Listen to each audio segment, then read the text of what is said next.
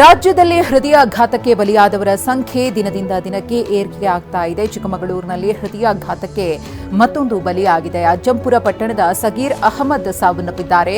Lorry ಚಾಲಕನಾಗಿದ್ದ Sagheer Ahmed ಊಟ ಮಾಡುತ್ತಿದ್ದಾಗ ಏಕಾಏಕಿ ಕುಸಿದು ಬಿದ್ದು ಕೊನೆ ಉಸಿರೆಳೆದಿದ್ದಾರೆ.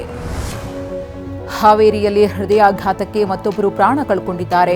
ಹಾವೇರಿ ತಾಲೂಕಿನ ಮೇಲ್ಮರಿ ಗ್ರಾಮದಲ್ಲಿ ಬಸಪ್ಪ ಅರಳಿ ಎಂಬುವರು ಮೃತಪಟ್ಟಿದ್ದಾರೆ. 65 ವರ್ಷದ ಬಸಪ್ಪ ಅವರಿಗೆ ಎದೆನೋವು ಕಾಣಿಸಿಕೊಂಡು ಮನೆಯಲ್ಲಿಯೇ ಸಾವನ್ನಪ್ಪಿದ್ದಾರೆ. ಹಾಸನ ಜಿಲ್ಲೆಯಲ್ಲಿ ಹೃದಯಾಘಾತಕ್ಕೆ 35 ಮಂದಿ ಬಲಿಯಾಗಿದ್ರು. ಜಿಲ್ಲಾ ಉಸ್ತುವಾರಿ ಸಚಿವ ಕೆಎನ್ ರಾಜಣ್ಣ ನಿರ್ಲಕ್ಷ್ಯ ವಹಿಸಿದ್ದಾರೆ. ಕಳೆದ 3 ತಿಂಗಳಿನಿಂದ ರಾಜಣ್ಣ ಜಿಲ್ಲೆಯತ್ತ ಸುಳಿದಿಲ್ಲ. ಜನರು ಆತಂಕದಲ್ಲಿದ್ದರೂ ಹಾಸನ ಜಿಲ್ಲೆಯತ್ತ ರಾಜಣ್ಣ ಮುಖ ಮಾಡಿಲ್ಲ. ಹಾಸನ ಜಿಲ್ಲೆಯಲ್ಲಿ ಹೃದಯಾಘಾತಕ್ಕೆ ಸರಣಿ ಸಾವು ಸಂಭವಿಸ್ತಾ ಇವೆ. ಆದರೂ ಸರ್ಕಾರ ಜಿಲ್ಲೆಯಲ್ಲಿ ಆರೋಗ್ಯ ವ್ಯವಸ್ಥೆಯನ್ನ ಬಲಗೊಳಿಸಲು ನಿರ್ಲಕ್ಷ್ಯ ವಹಿಸಿದೆ. ಜಿಲ್ಲಾ ಕೇಂದ್ರದಲ್ಲಿ ಹೃದ್ರೋಗ ವಿಭಾಗ ಒಳಗೊಂಡ ಮಲ್ಟಿ ಸ್ಪೆಷಾಲಿಟಿ ಆಸ್ಪತ್ರೆ ಕಾಮಗಾರಿ ನೆನೆಗುದಿಗೆ ಬಿದ್ದಿದೆ. ಅಂತಿಮ ಹಂತದ ಕಾಮಗಾರಿಗೆ 9 ಕೋಟಿ ನೀಡದೆ ಸರ್ಕಾರ ಕಳೆದ 2 ವರ್ಷಗಳಿಂದ ನಿರ್ಲಕ್ಷ್ಯ ವಹಿಸಿದೆ. ರಾಜ್ಯದಲ್ಲಿ ಹೃದಯಾಘಾತಕ್ಕೆ ಸಾವಿನ ಸಂಖ್ಯೆ ಹೆಚ್ಚಳದ ಹಿನ್ನೆಲೆಯಲ್ಲಿ ಆರೋಗ್ಯ ಇಲಾಖೆ ಎಚ್ಚೆತ್ತುಕೊಂಡಿದೆ. ಇಂದು ಆರೋಗ್ಯ ಇಲಾಖೆ ಕಾರ್ಯದರ್ಶಿ ಹರ್ಷಗುಪ್ತ ನೇತೃತ್ವದಲ್ಲಿ ಸಭೆ ನಡೆಯಲಿದೆ. ವರ್ಚುವಲ್ ಮೂಲಕ ತಜ್ಞರ ಸಲಹಾ ಸಮಿತಿ ಸದಸ್ಯರ ಜೊತೆ ಸಭೆ ಮಾಡಲಿದ್ದಾರೆ. ಜಯದೇವ ಆಸ್ಪತ್ರೆಯ ನಿರ್ದೇಶಕ ರವೀಂದ್ರನಾಥ್ ಕೂಡ ಭಾಗಿಯಾಗಲಿದ್ದಾರೆ. ಹಳದಿ ಮೆಟ್ರೋ ಲೈನ್ ವಿಳಂಬ ವಿರುದ್ಧ ಬಿಜೆಪಿ ಪ್ರತಿಭಟನೆ ನಡೆಸಿತು. ಲಾಲ್ಬಾಗ್ ಪಶ್ಚಿಮ ದ್ವಾರದಿಂದ ಶಾಂತಿನಗರದಲ್ಲಿರುವ ಬಿಎಂಆರ್ಸಿಎಲ್ ಕಚೇರಿಯವರೆಗೂ ಮೆರವಣಿಗೆ ಮಾಡಲಾಯಿತು. ವಿಪಕ್ಷ ನಾಯಕ ಆರ್ ಅಶೋಕ್, ಸಂಸದ ತೇಜಸ್ವಿ ಸೂರ್ಯ, ಸಂಸದ ಪಿಸಿ ಮೋಹನ್ ಸೇರಿದಂತೆ ಹಲವು ನಾಯಕರು ಭಾಗಿಯಾಗಿದ್ದರು. ಕಾದಿದ್ದು ಸಾಕು, ಮೆಟ್ರೋ ಬೇಗ ಬೇಕು ಎಂದು ಘೋಷಣೆ ಕೂಗಲಾಯಿತು. ಬೆಂಗಳೂರಿನ ಆರ್ಟಿ ನಗರದಲ್ಲಿ ಅಗ್ನಿ ಅವಘಡ ಸಂಭವಿಸಿದೆ. ದಿಣ್ಣೂರು ರಸ್ತೆಯಲ್ಲಿರುವ ಎಲೆಕ್ಟ್ರಾನಿಕ್ ಮಳಿಗೆಯಲ್ಲಿ ಬೆಂಕಿ ಕಾಣಿಸಿಕೊಂಡಿದೆ. ಅದೃಷ್ಟವಶಾತ್ ಯಾವುದೇ ಪ್ರಾಣಾಪಾಯ ಸಂಭವಿಸಿಲ್ಲ. ಸ್ಥಳಕ್ಕಾಗಮಿಸಿದ ಅಗ್ನಿಶಾಮಕ ದಳ ಸಿಬ್ಬಂದಿ ಬೆಂಕಿ ನಂದಿಸಿದ್ದಾರೆ. ಬೆಂಗಳೂರಿನ ಬೊಮ್ಮನಹಳ್ಳಿಯಲ್ಲಿ ಬಣ್ಣದ ಅಂಗಡಿಯಲ್ಲಿ ಬೆಂಕಿ ಅನಾಹುತ ಸಂಭವಿಸಿದೆ. ಬೆಳಗಿನ ಜಾವ 4:30 ಸುಮಾರಿಗೆ ಮಳಿಗೆಯಲ್ಲಿ ಬೆಂಕಿ ಕಾಣಿಸಿಕೊಂಡಿದೆ. ವಿಷಯ ತಿಳಿದು ತತ್ಕ್ಷಣ ಆಗಮಿಸಿದ ಅಗ್ನಿಶಾಮಕ ಸಿಬ್ಬಂದಿ ಬೆಂಕಿ ನಂದಿಸಿದ್ದಾರೆ. ಘಟನೆಯಲ್ಲಿ ಯಾವುದೇ ಪ್ರಾಣಾಪಾಯವಾಗಿಲ್ಲ. ಬೆಂಗಳೂರಿನ ನೃಪತುಂಗ ರಸ್ತೆಯಲ್ಲಿ ಬೃಹತ್ ಗಾತ್ರದ ಮರ ಬಿದ್ದಿದೆ. ಅದೃಷ್ಟವಶಾತ್ ಬೈಕ್ ಸವಾರರೊಬ್ಬರು ಪ್ರಾಣಾಪಾಯದಿಂದ ಪಾರಾಗಿದ್ದಾರೆ.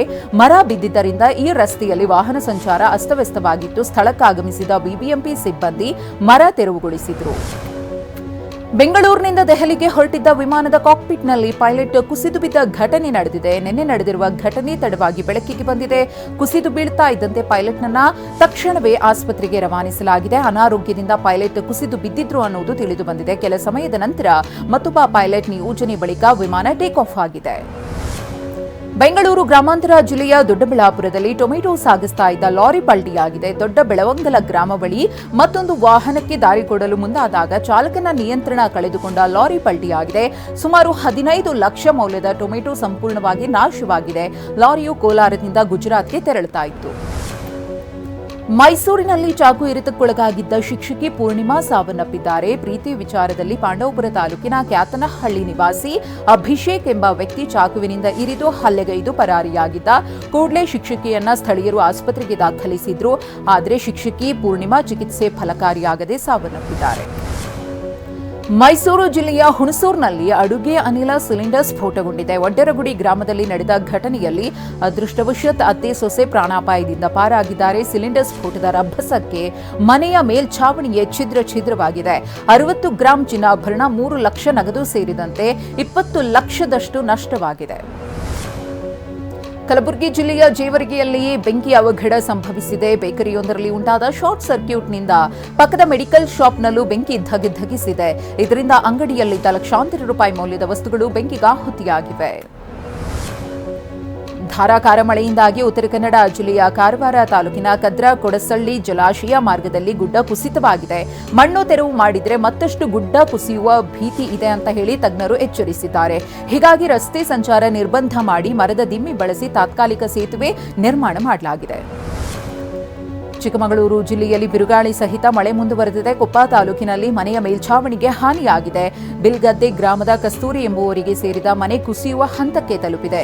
ಸ್ಥಳಕ್ಕೆ ಗ್ರಾಮ ಪಂಚಾಯಿತಿ ಅಧಿಕಾರಿಗಳು ಭೇಟಿ ನೀಡಿ ಪರಿಶೀಲಿಸಿದ್ದಾರೆ. ಮಲೆನಾಡಿನಲ್ಲಿ ನಿರಂತರ ಮಳೆಯ ಹಿನ್ನೆಲೆಯಲ್ಲಿ ತುಂಗಭದ್ರಾ ನದಿ ತುಂಬಿ ಹರಿಯುತ್ತಿದೆ. ಇದರಿಂದ ಹಾವೇರಿಯ ನಿಜಗುಣ ಶರಣ ಅಂಬಿಗರ ಚೌಡಯ್ಯನವರ ಐಕ್ಯ ಮಂಟಪಕ್ಕೆ ಜಲದಿಗ್ಬಂಧನ ಉಂಟಾಗಿದೆ. ತೆಪ್ಪದಲ್ಲಿ ತೆರಳಿ ಸ್ವಾಮೀಜಿಗಳು ಭಕ್ತರು ಪೂಜೆ ಸಲ್ಲಿಸುತ್ತಿದ್ದಾರೆ. ಕೊಪ್ಪಳ ಜಿಲ್ಲೆಯ ತುಂಗಭದ್ರಾ ಡ್ಯಾಂನಿಂದ 64,000 ಕ್ಯೂಸೆಕ್ ನೀರು ಬಿಡುಗಡೆ ಮಾಡಲಾಗಿದೆ. ಇದರಿಂದ ಗಂಗಾವತಿ ತಾಲೂಕಿನ ಆನೆಗೊಂದಿ ಬಳಿ ಇರುವ ಶ್ರೀಕೃಷ್ಣ ದೇವರಾಯ ಸಮಾಧಿ ಮಂಟಪ ಮುಳುಗಡೆಯಾಗುವ ಭೀತಿ ಎದುರಾಗಿದೆ. ಇನ್ನು ನೀರು ಬಿಡುಗಡೆಯಿಂದ ರೈತರಿಗೂ ಸಂಕಷ್ಟ ಎದುರಾಗಿದ್ದು ಪಂಪ್ ಸೆಟ್ಗಳು ಕೊಚ್ಚಿ ಹೋಗುತ್ತಿವೆ. ಬಳ್ಳಾರಿ ಜಿಲ್ಲೆಯ ಹಲವೆಡೆ ಧಾರಾಕಾರ ಮಳೆ ಸುರಿದಿದೆ. ಸಿರುಗುಪ್ಪದಲ್ಲಿ ಹಳ್ಳ ಕೊಳ್ಳಗಳು ತುಂಬಿ ಹರಿಯುತ್ತಿವೆ. ಚೆಳ್ಳೆ ಕುಡ್ಲೂರು ಸಂಪರ್ಕ ಕಡಿತಗೊಂಡಿದ್ದು ಅಪಾಯವನ್ನೂ ಲೆಕ್ಕಿಸದೆ ಜನರು ಹಳ್ಳದಲ್ಲೇ ಓಡಾಡುತ್ತಿದ್ದಾರೆ. ವಿದ್ಯಾರ್ಥಿಗಳು ಕೂಡ ಹಿರಿಯರ ಸಹಾಯ ಪಡೆದು ಹಳ್ಳ ದಾಟುತ್ತಿದ್ದಾರೆ. ನಟ ದರ್ಶನ್ ಅವರ ಮೈಸೂರು ಮನೆಯಲ್ಲಿ ನಿನ್ನೆ 2ನೇ ಆಷಾಢ ಶುಕ್ರವಾರದ ಸಂಭ್ರಮ ಮನೆ ಮಾಡಿತ್ತು. ಸಿದ್ಧಾರ್ಥ ಬಡಾವಣೆಯಲ್ಲಿರುವ ದರ್ಶನ್ ನಿವಾಸದಲ್ಲಿ ಚಾಮುಂಡೇಶ್ವರಿ ಮೂರ್ತಿಗೆ ಪೂಜೆ ಸಲ್ಲಿಸಲಾಯಿತು. ತಾಯಿ ಮೀನಾ ತೂಗುದೀಪ ಪತ್ನಿ ಸಹೋದರನ ಜೊತೆ ಪೂಜೆ ಸಲ್ಲಿಸಿದ್ರು. ಪ್ರತಿ ವರ್ಷ ದರ್ಶನ್ ಫಾರ್ಮ್ ಹೌಸ್ನಲ್ಲಿ ಪೂಜೆ ಮಾಡುತ್ತಿದ್ರು. ಈ ಬಾರಿ ಮನೆಯಲ್ಲಿ ಹಬ್ಬ ಆಚರಿಸಿದ್ದು ವಿಶೇಷವಾಗಿತ್ತು.